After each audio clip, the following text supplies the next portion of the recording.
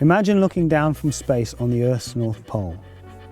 Tides are caused mainly by the gravitational pull of the Moon. It causes the water on the planet to bulge towards it. It's exaggerated here, but you get the idea. The water is pulled towards the Moon.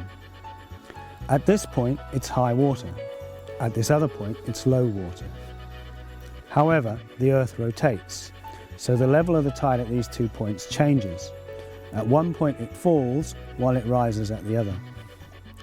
Roughly 6 hours later, the point that was at high water is now at low water, while the low water point has become high water.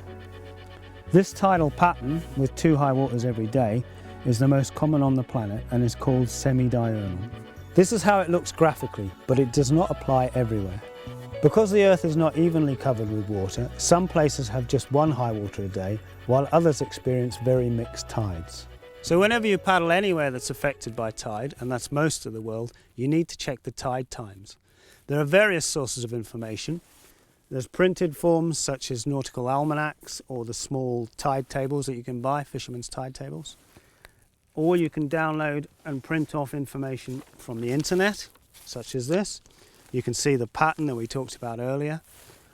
Or you can have tides from a smartphone app, which is quite handy because you usually have your phone on you. However, you could have problems with batteries or with water, and therefore I would always carry printed information as well.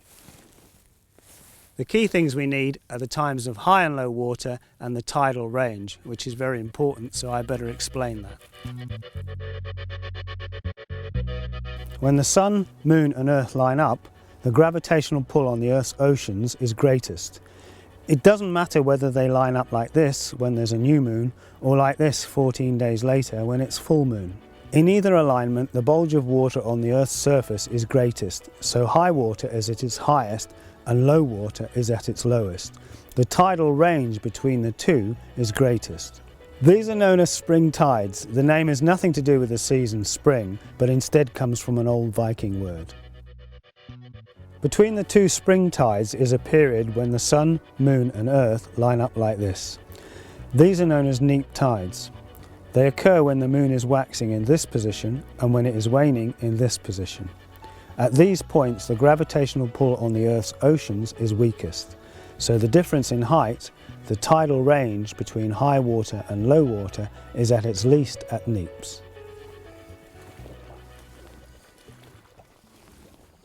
Beautiful day, sunshine, what more could I ask for? This is how the tidal range at springs and neaps might look in practice. Let's take a spring tide first, where the gravitational pull of the Sun and the Moon are at their greatest. Low water will be at its lowest and high water will be at its highest. This difference between low water and high water is the tidal range, and it is at a maximum on spring tide. All this volume of water has to flow up and down the coast, roughly every 6 hours, and the speed at which it must travel is also at its maximum on a spring tide.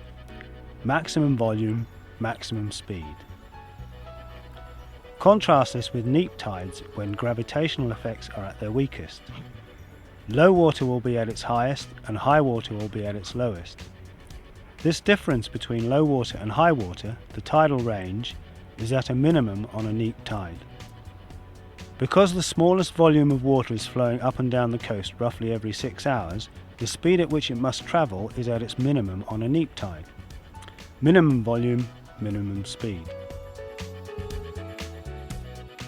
So that's tidal range. So far we've talked about how the tide goes up and down, and that can be very important when you've got a long walk out on a flat beach. However, most of the time as kayakers, what we really need to know about is the horizontal flow of water, or tidal streams. I'll come back to that later. Meanwhile, let's go back to Gordon and do some more practical navigation.